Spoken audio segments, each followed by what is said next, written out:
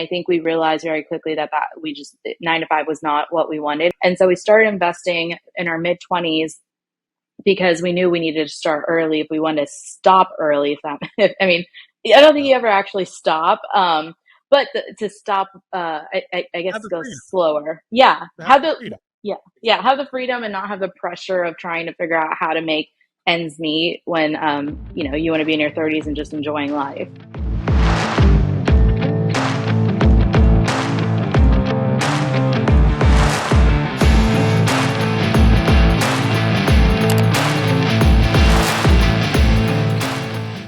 Anam and Aamir, what is up? I'm so glad to have you guys today. Thank you. We're excited to be here. This is going to be a lot of fun. I found you guys on Instagram. It's where I came across you at Rehab Rental on Instagram. You guys have a great brand, number one. But number two, and probably more importantly, y'all are straight killers at the real estate game. Why, thank you. Straight killers. I'm pretty sure y'all became millionaires through real estate by 27 and 29 years of age. Is that right? Yeah, definitely before 30. Yes. Yeah. It's probably about Wow. that age. Wow. And I relate with y'all because you did it while working a full-time job. And that, like, your story is very, very similar to mine. My wife and I became millionaires by 29, and my wife stayed at home with kids, but I've been working a full-time job the entire time. And I think that's a powerful story because unfortunately there's this stigma that I have to go into real estate full-time if I'm going to be successful at it. And that's just not true. It is very possible, very, very, 100%. very possible to do it both ways. Oh, for sure. I think we had, so like we still, like the traditional job, I went the traditional job route and we had about like 50 something rentals before I actually quit my executive level job. So it wasn't like an easy where I got to go in at 9 and leave at 5. It was a job that was 24/7 as well, in addition to your real estate, which is also 24/7. And then he manages like a family business, which was still pretty active in. So yeah, I mean, we have two different spectrums, the traditional route and then the entrepreneurship route, but we still were able to scale real estate while doing both. Which I think you definitely need that because like you have a steady income coming in, which supports your life, your like general rent or groceries and whatever. You could fully commit everything that you're growing on your business side to redeploying back into your business to make it bigger. That is genius. I always say it's your superpower. Your job, whether it's your own business or whether it's your W-2, I don't care what the job is, it's your superpower because it funds your investments. And what it also does, you guys probably felt like this, it gave you a safety net while you were building your portfolio at the beginning, because it can be, a little nerve-wracking, especially at the beginning. But when okay, I got this income coming in to buy more, yes, but also it's there in case, maybe something bad happens, a big expense comes up, or maybe you just have another opportunity. Like you have that money there, and there's no reason, anybody listening to this, there's no reason to quit your job to go into real estate full time. There's absolutely no reason, in my opinion, until you scale to like they did 50 units and now they're up to 65. Yeah, you can probably say, you know what, I don't have to do my 24/7 job anymore. Yeah. It's going to get to a point where it feels like your job is taking away from you producing more on your business. And once you kind of get that feeling or you're at that pivot point that you hit, that's when you should definitely do a transition. That is genius. That is a really, really good point. And one may ask, well, how will I know that? You'll know it. You'll know. Yeah. There's no way to explain it, but there's definitely no way to explain it. But once you get there, you'll definitely know. So, Anam and Aamir, tell us about yourself. I want to hear both of your backstories, where you come from, how you got to where you're at today, and then we'll dive all into real estate because you guys have done an amazing job. So background, born and raised in Dallas, Texas, which is where we invest. Love the area, grew up here, obviously. Did the traditional route, went to college, racked a lot of debt to go to college. And then just worked 10 years in the automotive industry in the marketing field. And then about halfway through, we realized that I don't think either one of us were set to probably work for someone else for the rest of our lives. We come from very entrepreneurial background families. And, just kind of the autonomy you have when you work for yourself, and then just you can schedule life around work when you work for yourself. There's all those benefits. And I think we realized very quickly that we just 9 to 5 was not what we wanted. And so when we sat down and we were like, what can we do that kind of creates semi of a passive income, but active if we want it to be active, which is what we do right now. We're very active in our real estate business. But we wanted to figure out a way to do it because both of our families' background wasn't passive income when it came to entrepreneurship. It was very like our parents were very, I mean, they were hard workers. They worked 6, 7 days a week, 12-hour days. So they missed a lot of our stuff growing up. And I think that's something we knew when we have a family, that wasn't something we would want to we would want to be present in our children's lives as much as we could. So then we're like, what can we do? And I think we landed on real estate. And so we started investing in our mid 20s because we knew we needed to start early if we wanted to stop early. I mean, I don't think you ever actually stop. But to stop, I guess go slower. Yeah. Have the freedom and not have the pressure of trying to figure out how to make ends meet when, you want to be in your 30s and just enjoying life. I think it's crazy too. I didn't mention this, that you dipped out of your job not long after you made a 40 under 40 list, which is crazy. Most people don't get that recognition. What was it? The Automotive News 40 under 40, and then say, all right, appreciate it, I'm out. I think it was almost like a week. It was like I got the email the week, and then I was like, this is going to be so awkward because I'm about to walk into the office and be like, I'm actually resigning. But I don't even think the trophy was delivered yet. Yeah, it got delivered to our house after I was gone from our job. So they still gave it to you. They did.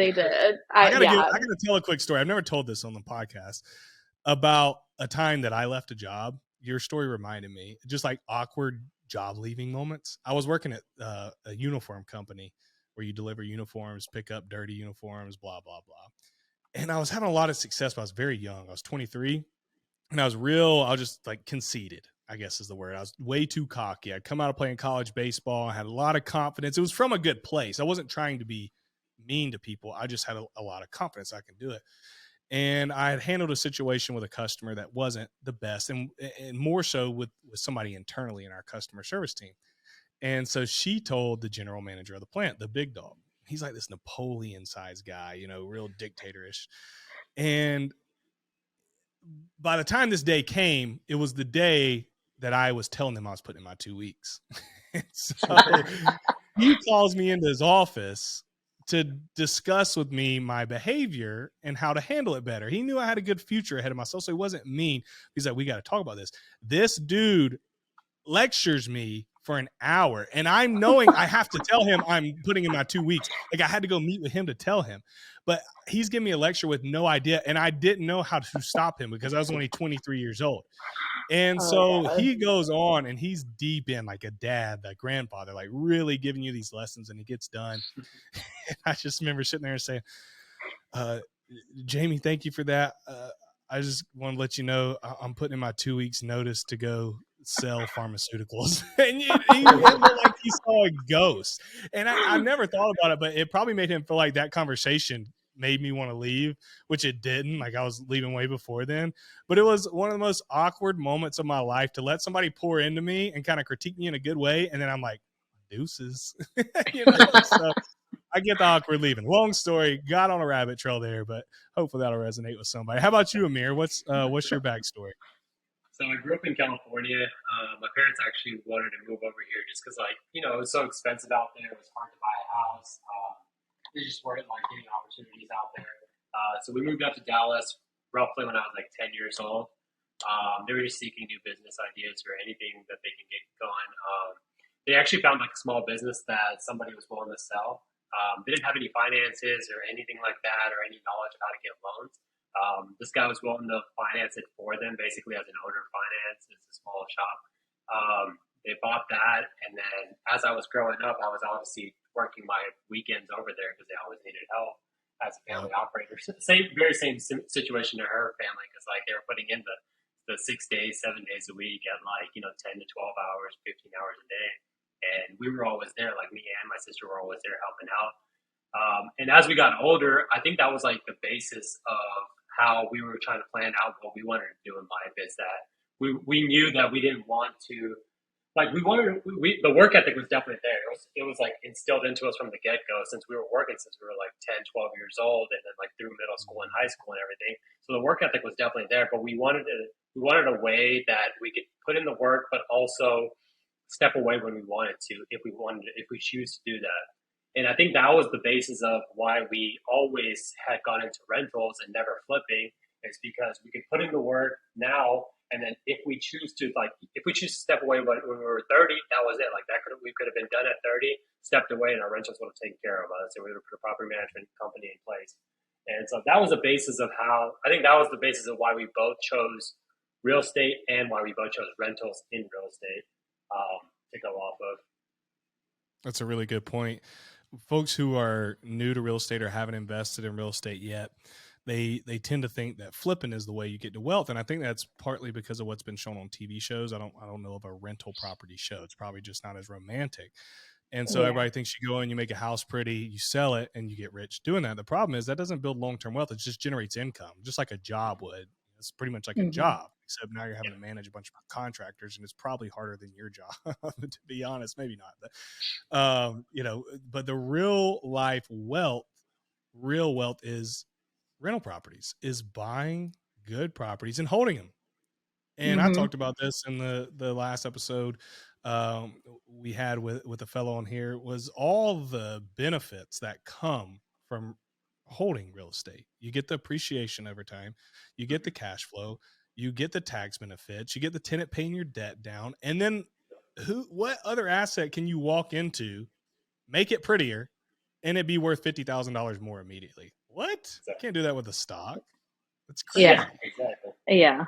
I think the best part is that we have full control over our future. So it's not like stocks where you're just like, you throw money into a company and you hope that management takes care of you. We are management. So like when we control our own destiny, and we know that the amount of work that we put in is going to only benefit us. Was that your thought process when choosing real estate? Because I think everybody's initial choice with investments tends to go towards the market instead of real estate because it's less barrier to entry. And so I'd imagine you guys probably had a decent income coming in. You were doing very well, at your job. I'm sure the family business was doing well. And so you probably could have gone a couple of different ways. So what was that thought process for you to say, no, we're going all in on real estate, and this is why? I think a part of it was like, we could have invested our money in the market, but you get payout, but it doesn't build that generational wealth. I think the generational wealth part, like to have something to pass on to a family in the future, like, I think that was key for us. And you can't get that with stocks. I mean, it's just not, it's not tangible, and it's not something you can literally be like, here's 20 homes. You can do whatever you feel like doing with it. They can sell it, they can do whatever, but it's something that actually can completely change the landscape of your future family. And I think that's something that, I think that was something that was important to us, which is probably why we went the real estate route versus, even syndications, like even investing via syndications. That wasn't something we would own. Yeah, our money is being put to work, but we're not getting that tangible asset. You also have the whole leverage side of it. So like when you go into stocks, yes, you do have somewhat of a leverage because you can borrow money to buy more. And even when you go into syndications, you really don't have leverage. It's just you're getting a return on the capital that you put in. When you do real estate in a way that we're doing it right now, which is buying distressed properties, improving them, and then renting them out, the amount of leverage that you're bringing in can be almost in total of your whole project cost. That could be bank funding. And so once you can figure out that formula of like, I can buy this deal, I can fix it up for this amount. At the end, I can probably refinance most, if not all of my cash, and then I can recycle that capital over and over again. Then you really get the power of using other people's money to grow your business. Let's talk about it. So what you just said is the BRRRR method, essentially. Buy, rehab, rent, refinance, repeat. You guys have absolutely crushed. You're up to 65 units. That's amazing. That's a lot of work, and it's paid off 10 times over, I'm sure. But you had to start somewhere. And so what's that journey been like for you to, all right, we got our feet wet in, because you gotta start somewhere. I'm sure you were nervous. And then how did you set those systems and processes up and use to learn other people's money to be able to look back and say, holy crap, we got 65 units and we're adding more? Take us on that journey. Well, leading up to it, I think that was the biggest thing. We took about a solid probably like 6 to 12 months of just straight research. There was no like just jumping straight into it. We went to a bunch of like meetups, seminars. We did a couple workshops that were like 3 or 4 day workshops where they did a deep dive onto people's deals so that we can see not only like not just the end process, but we can see like what steps they've gone through to do stuff to do this process basically. So there was a lot of like information and like learning in the beginning of our journey. Um, but once around that 12 months hit and we felt very comfortable, we started looking at deals. We started talking with wholesalers, which are people who basically bring you distressed properties. And then after that, we also try to get our finance correct. So like we were like, what if a deal came through today? How would it look for us to fund this deal?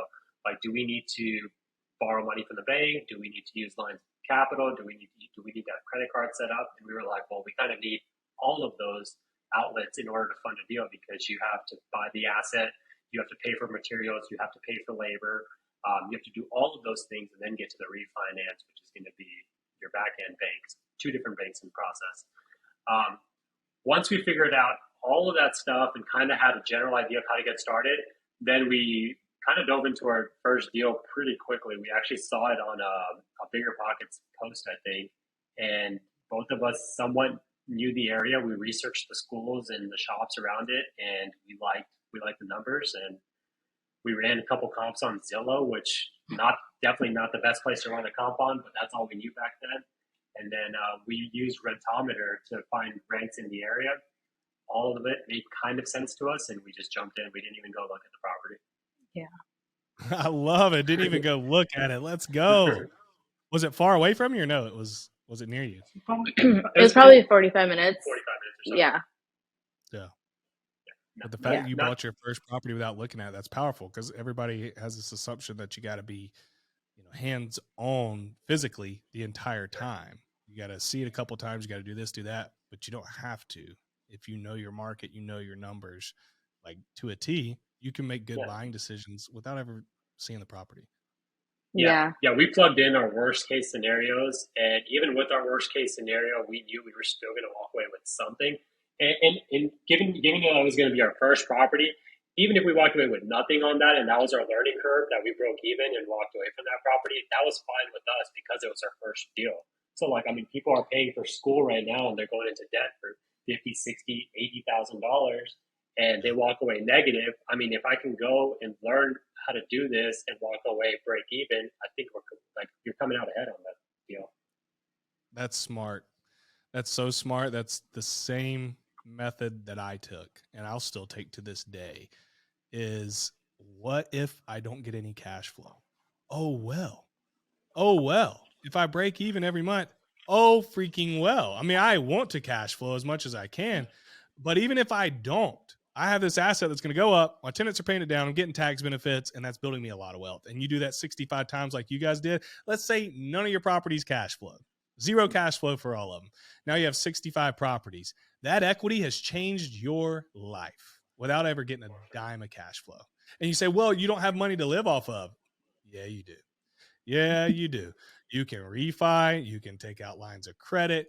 You can do 1031 exchange. I mean, there are so many different ways you can access that money. And a lot of times you can do it tax-free. And so that's a powerful statement you made right there. Stop trying to hit the grand slams, especially on these first deals.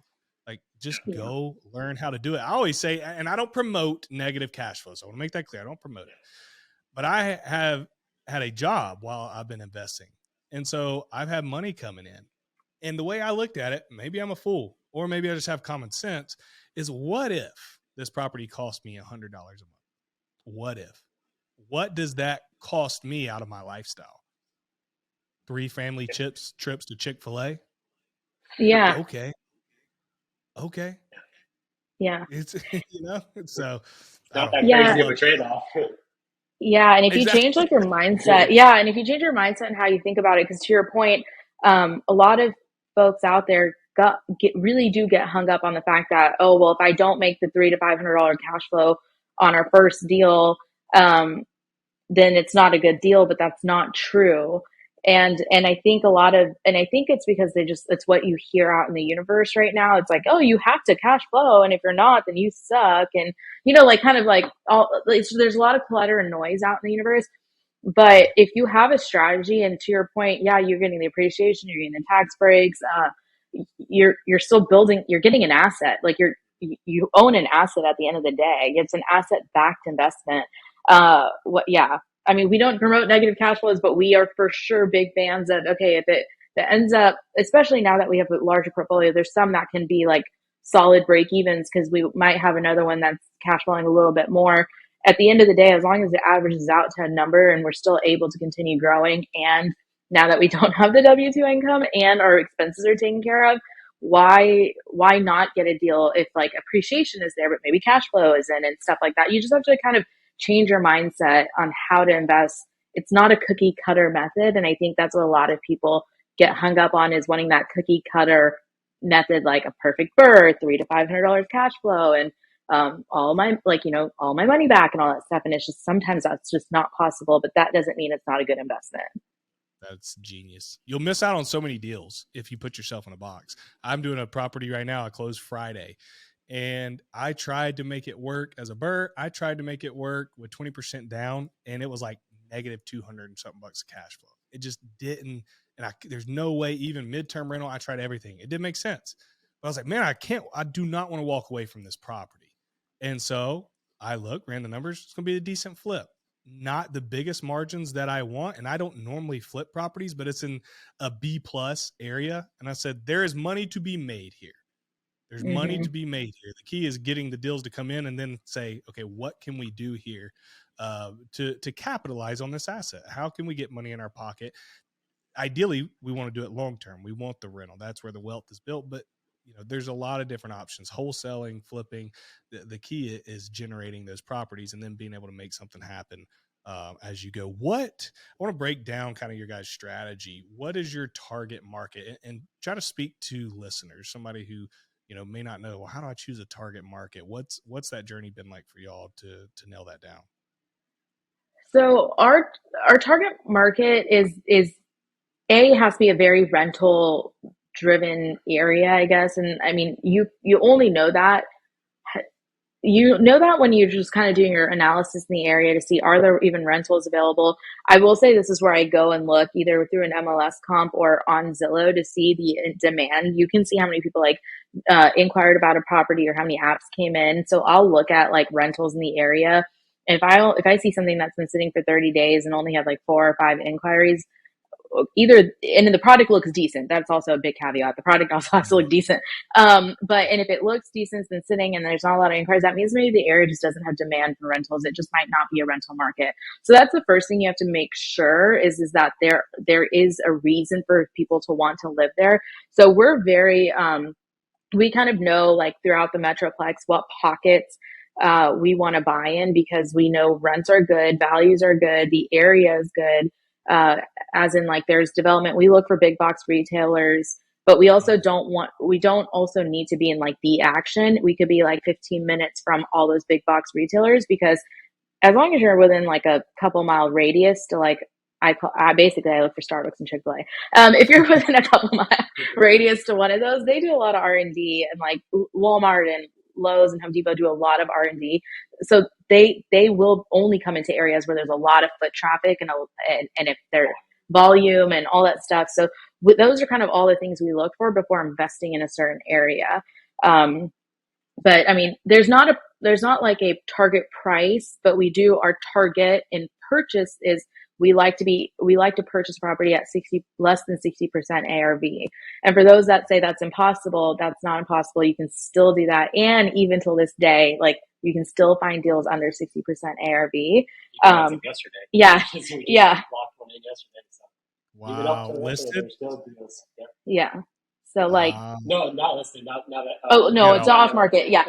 Yeah. But that was the price that they were asking for. So it's not like we had to go in and like lowball offer, right? Or throw a lowball offer out there. But you just have to kind of like, for us, we know no matter where we are, as long as we're buying under that 60% ARV mark, by the time we go in and renovate it, because we probably also spend a little bit more on our renovations up front because we hold the asset. So we want to limit our capex to be zero, almost nothing, basically, for at least the first 5 or 10 years that we can control. And so we'll go up, like we'll front load a lot of our renovations. So as long as we can do all of that and be in under 80%, I mean, that, again, that's a win for us. So it could be any price point. It just has to follow the percentage breakdown, essentially. Wow. I love that. That's a great explanation. So to dial it in even more, would you say these are probably B class areas, B to C, if you were ranking it from A to D? I would say it's probably probably B to C class area. It's definitely not the A class area because the price points would get too high for rentals to make sense over there. Though we do have a few, we do invest some of our stuff into A class areas because we just know that we might be able to get that higher end rent because there's whatever corporate CEOs or VPs or whatever that live in that area, and somehow the numbers ended up making sense. There's not very many that we do in A class areas at high price points, but yeah, most of our stuff is probably B to C class areas. Yeah, that tends to be the common theme when I talk to most of these folks on podcasts. Now, I've talked to a couple of people. They go for the D class, and D as in dog. I've dabbled in that before. It's just not my expertise. I like to stay away from it. But B to C class is where we sit, and they're great because you can find deals that make sense now. Okay, so they're going to break even, they're going to cash flow. But in the long run, you still get that love of appreciation too, and you get good tenants. And so it's really hard to beat that part of the market. Yeah, so like we're always like we always joke about it because we're always that one street away from an A-class neighborhood. That's kind of where we like to invest, is like, that it's a pocket, it's like the pocket right next to a really good neighborhood. So eventually it's going to overflow because people are going to get priced out of that certain market, but they still want to live in that area, right? So then it's as long as our product's nice and we know that the neighborhoods are safe. So that's big for us, is making sure it's an area at least for me, he can go any time of the day. But if I'm not comfortable getting out of the car at 9:10, we're not investing in that neighborhood. So like those are kind of things that we look for, is like, what is our proximity to like that next level up neighborhood? That's good. That's great advice. Everybody listening to this, take notes. What does lead generation look like for you guys? So I know you find some stuff on market, but you just mentioned you found a property off market. What is y'all's strategy for getting off market deals? And for listeners who may not know, on market just means that a property is listed for sale. Everybody can see it.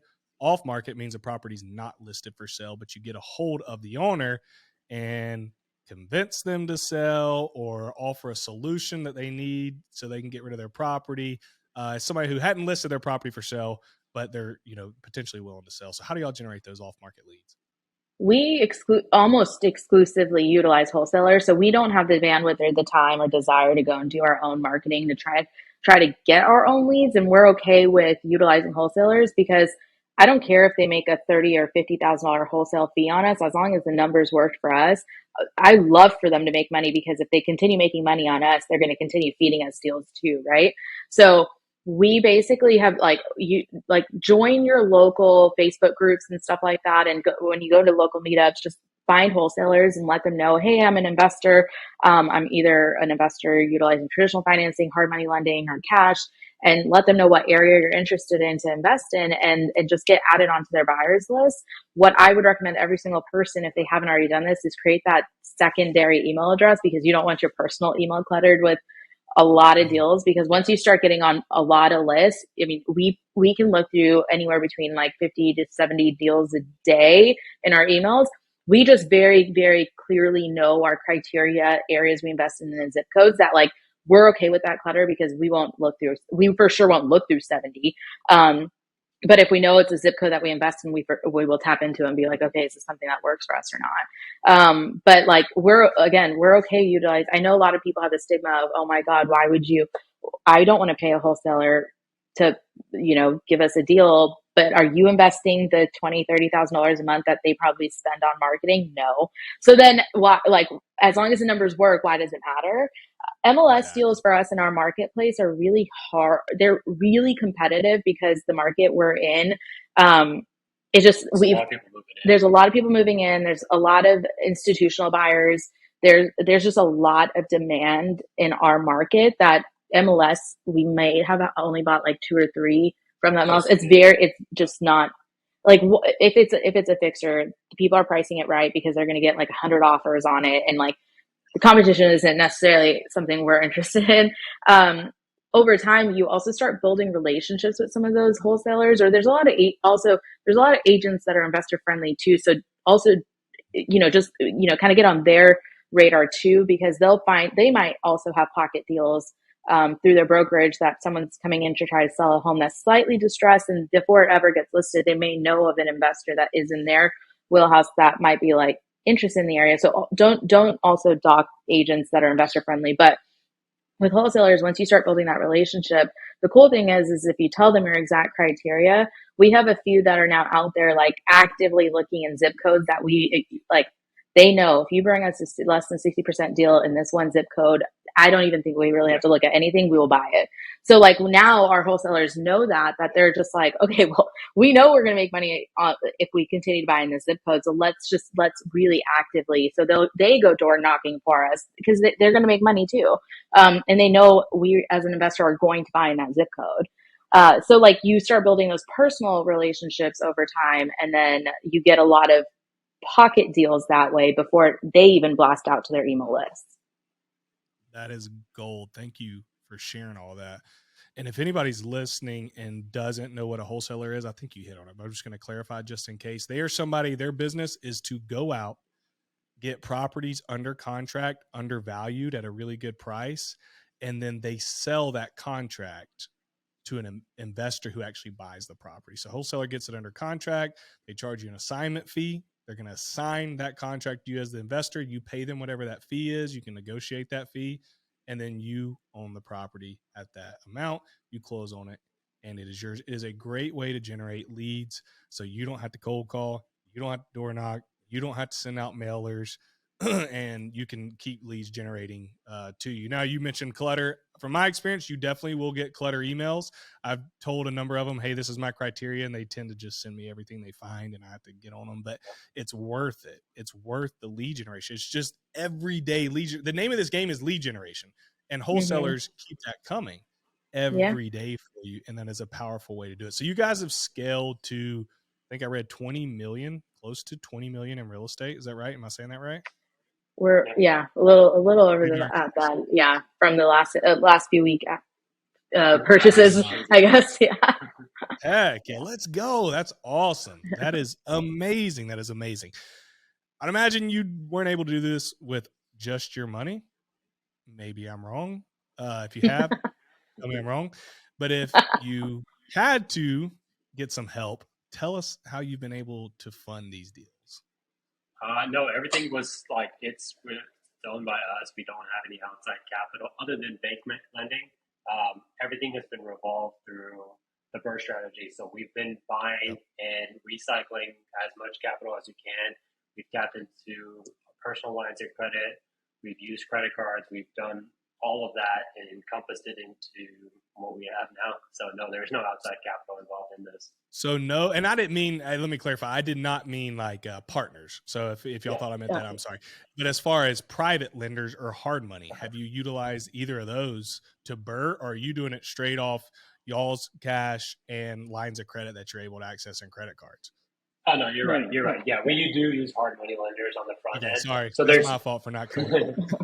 So no, yeah, there's a two-pronged way to do it. So we use hard money lenders on the front end.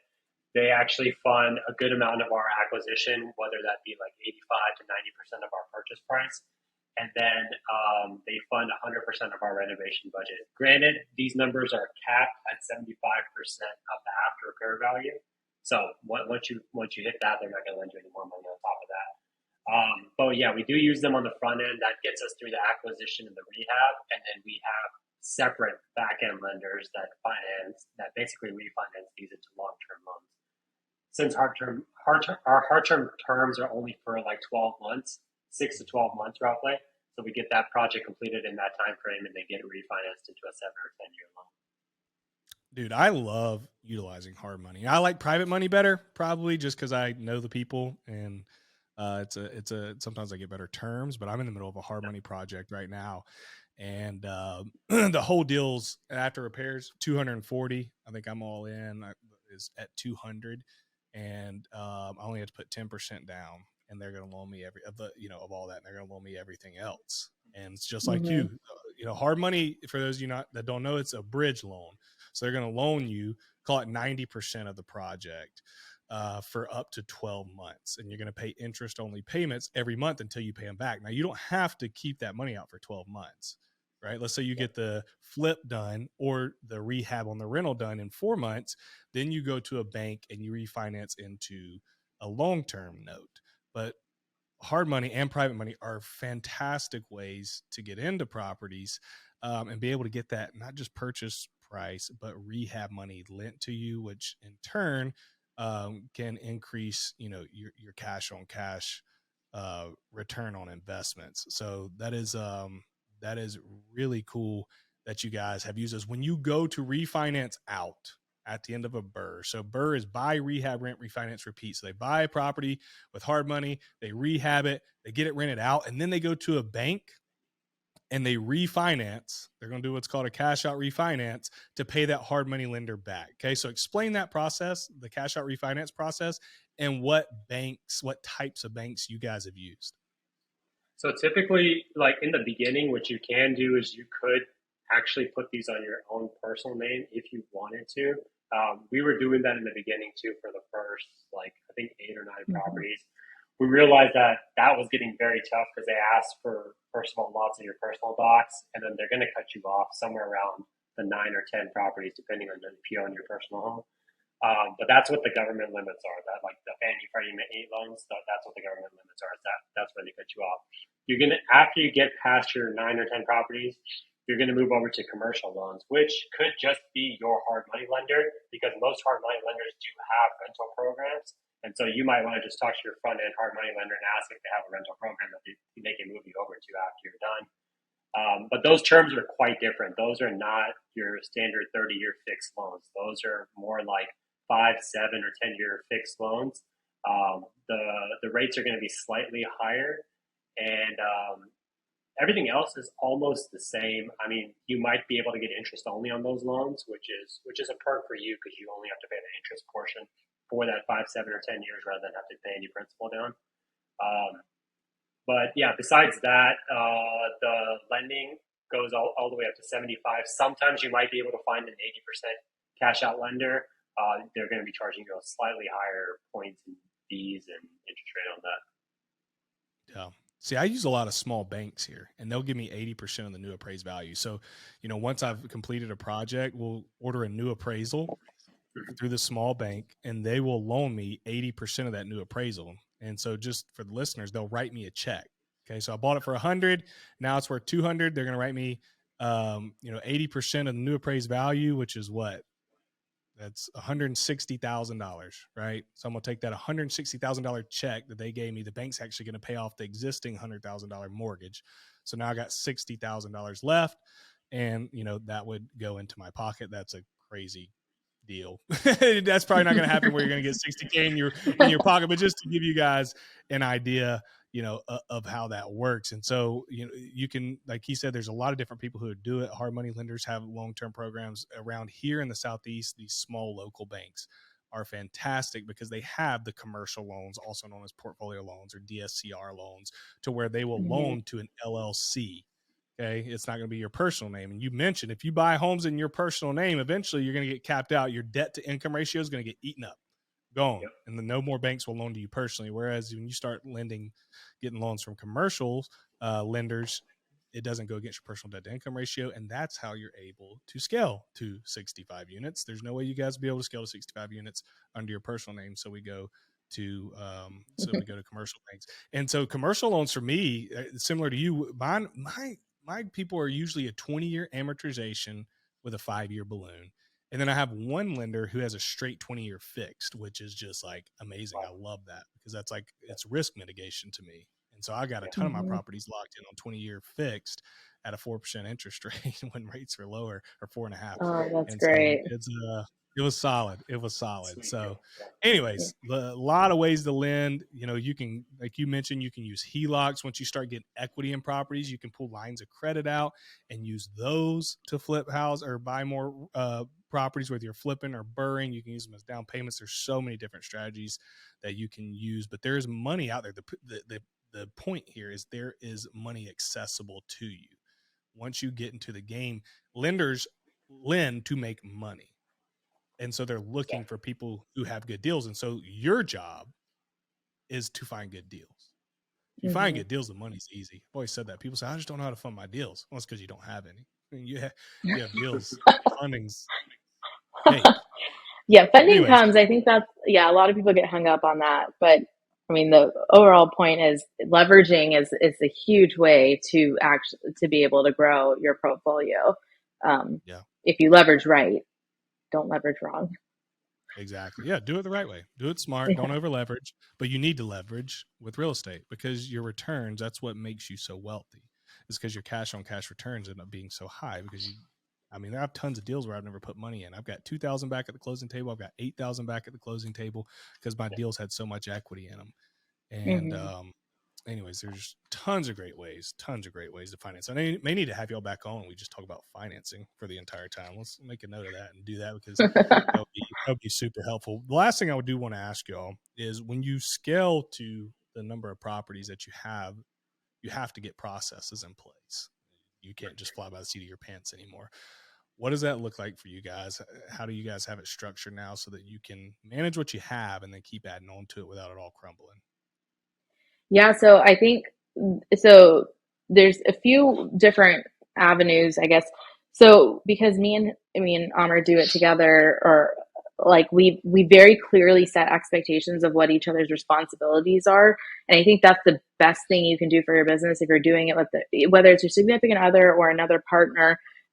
First starting there, making sure you know who's responsible for what side of the business. We self-manage our entire portfolio. So we also not only Wow. have to, yeah, so we self-manage that, and we manage our entire construction on all of our rentals. We don't utilize GCs. We are our own GCs. And so that's something that he handles and runs with. And I kind of do a lot more of the property management side of it. And I think that helps us build our own processes. So for me, with property management, we right off the bat started utilizing a platform, Buildium. We're big fans of Buildium. It helps you kind of successfully self-manage. I feel like if we didn't have a software, property management software, I don't think we'd probably be able to do what we do, just because it would just be way too much and everything would be everywhere. Buildium lets you like track expenses, basically everything you do once a renter is in there, even trying to get a renter. You can syndicate, you can list your properties, you can have them do applications through there, you can run background checks and screenings, and then you move them into the home, right? You can send leases out through there. And then that's where your tenants also go in and communicate with you. Put in maintenance tickets. It's where you send out notices. So when bad weather is coming up, or reminders, it automatically sends late fee notices. I think that helps with our property management side of it. And then through that, there's a lot of third party not platforms, I guess systems that can help you even take everything a step further. So we just onboarded Tenant Turner because again, we self-manage, which means I'm driving around DFW showing our units to potential tenants. And it's not fun when you have several rentals available. Last month we had 4 or 5 listings, which means I was all across the DFW Metroplex, and it was not fun. But a platform like Tenant Turner, for example, goes in and they handle your leads, they handle scheduling, and all they do is tell you to be in place by 2 o'clock, and then you just have to show up. So what you just kind of to start, there's a lot of these services out there. It's just once you start researching and looking into it, you'll start realizing, wow, anything you think that is like a barrier or something that's preventing you from feeling like you're growing, if you just Google it, there's probably a system out there. Yeah. Even to overlay Yeah. that, they actually even have basically like these lots where everybody can do self showings. They just have to submit some key data and their ID, and you could just set up a lockbox one time, and everybody can do self showings. That would mitigate you even having to drive out there. So there's a lot of things that you can implement and to learn to basically run this on very limited amount of actual people. Yeah. Yeah. And then as we grew, obviously what we know now is not what we knew on our first 10th, 15th property, right? As we grew, that's how we were able to also build processes, is where we realized there was holes in our business, right? And so once we figured out we had a really good idea on how to do the construction, we kind of wrote it out and made like our own Excel sheet. Like if someone asks us for it, it's probably really ugly and won't make sense to anyone else but ourselves. But like, we kind of went in and we're like, okay, we have to have this Excel made so we can kind of keep track of all of our expenses and what we're paying and what, like, where labor, like what's being done on a property. And then once we got that, we did that. And then once we knew our leasing process down to a T, we started writing it out. So basically making SOPs, right? Your standard operating procedures, writing it all out. So then at some point, you can also offload those tasks once you have it written out in a format that not only is right here, but it's on paper and that can get passed off. I think that, and then once you write it out, you also realize, oh, I do have a hole here in my process. What can I do to fill this?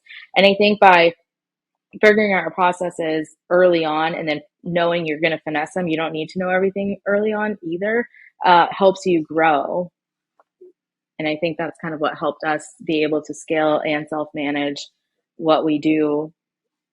Again, you just kind of learn. It's a lot of trial and error, and a lot of people don't like that, but it is a lot of trial and error. The biggest thing, though, is you didn't get stuck with paralysis by analysis. I don't know how to manage. I don't know how to set up contractors and be my own GC, but you jumped in and figured it out. And 99% of people sit on the sidelines because they don't know. Well, you don't know what you don't know until you do it. Yeah. And that's amazing. And like you mentioned earlier, there's so many resources out there to help you. There's so many people to help you. Just reach out, go to your local meetups, join real estate clubs online, get mentors, whatever. There's so many people now doing it and sharing their stories that you can probably expedite the process quicker than I did and quicker than y'all did when we were trying to figure it out by ourselves. And so kudos to you guys for just jumping all in and absolutely crushing it. Listeners, we've been able to talk with somebody today with over 65 plus units, over 20 million in real estate. They're very young and absolutely crushing the game. So much knowledge. I know that you're going to take so much. If you have any follow-up questions for them, sorry, guys, I'm going to let people reach out to you, so you have to forgive me. They are on Instagram at Rehab Rental. Again, Instagram at Rehab Rental. They're a great follow. Go check them out. If you're listening to this right now, take a screenshot of you listening to it and post it on your story on Instagram and tag me at Finance Cowboy and tag them at Rehab Rental. We would all love to tell you thank you for listening to this episode. But Anam and Aamir, thank you guys so much. I really appreciate you being on today. This was fabulous. You guys are crushing the game. So knowledgeable. And again, thank you so much for being on. Yeah. Thanks for having us.